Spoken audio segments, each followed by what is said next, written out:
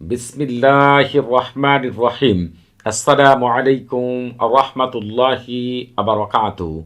আজকে আমি আপনাদের মাঝে হাজির হয়েছি সকল প্রকার জিন এবং শয়তান দূর করার এবং সারা জীবনের জন্য সকল প্রকার ক্ষতি থেকে বাঁচার 100% পরীক্ষিত সেরা শক্তিশালী বিশেষ একটি আমল নিয়ে।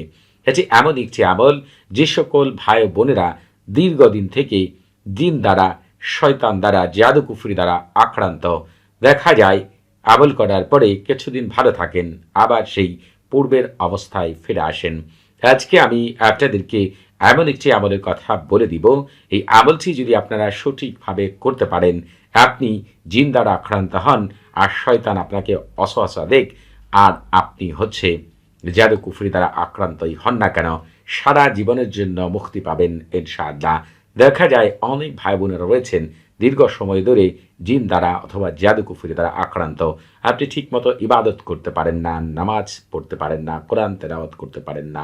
যদি একদিন ইবাদত করেন 7 দিন পর্যন্ত শরীরের বিভিন্ন স্থানে ব্যথা থাকে, শরীর থেকে এমনভাবে কষ্ট অনুভব করেন মনে হয় কেউ আপনাকে মারধর করেছে। আবার দেখা যায় অনেক ভাই বোনের এমন অবস্থা করে রাখে, তাকে একেবারে বিছানায় ফেলে রাখে, বিভিন্ন প্রকার অসুস্থ হয়ে থাকেন।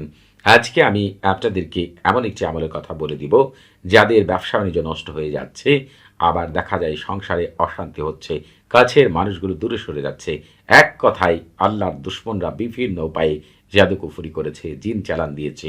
এটি এমন একটি আমল, জিন, জাদুকুফরি এবং শয়তান থেকে সারা জীবনের জন্য মুক্তি পাবেন এবং আপনার শরীর এমনভাবে বন্ধ করা হবে, আল্লাহর ফেরেশতারা আপনার শরীর এবং আপনার চারপাশকে পাহারা দিবে। পৃথিবীর কোনো জিন এবং শয়তান, জাদুকুফরি আপনার পর্যন্ত পৌঁছাতে পারবে না ইনশাআল্লাহ। এই আমলটি করার জন্য আপনাদের যেটি করতে হবে, পাক পবিত্র হয়ে অজু করে কেবলামুখী হয়ে বসে মুখে তিতা জাতীয় জিনিস রেখে অথবা পূর্ব দিকে অথবা দক্ষিণ দিকে বসেও আমলটি করতে পারেন। এরপর আপনাকে যেটি করতে হবে, আমল করার শুরুতেই যাতে করে এই আমলটিকে কেউ নষ্ট না করতে পারে, কোনো মানুষ অথবা কোনো জিন, কোনো শয়তান, এজন্য আমল করার আগে সরফুল উম্মার এবং তাহসিন করে নিতে হবে। এই সরফুল উম্মার এবং তাহসিনের লিঙ্ক এই ভিডিও ডিসক্রিপশন বক্সে দেওয়া রয়েছে, সেখান থেকে সরফুল উম্মার এবং তাহসিন শিখে তারপরে আমল করবেন। তবে এই আমলটি আপনারা বৃহস্পতিবার, শনিবার অথবা মঙ্গলবার, এই 3 দিনের যে কোনো সময়ই আমলটি করতে পারেন। যারা অন্যান্য সময় আমল করতে চাচ্ছেন, এই ভিডিও ডিসক্রিপশন বক্সে একটি ভিডিওর লিঙ্ক দেওয়া আছে, সেই ভিডিওটি শুরু থেকে শেষ পর্যন্ত দেখলে কোন দিন কোন সময় জিন, জাদুকুফরি এবং অন্যান্য খারাপ কিছু দূর করার আমল করা যায় সেই সম্পর্কে পূর্ণ ধারণা পাবেন ইনশাআল্লাহ।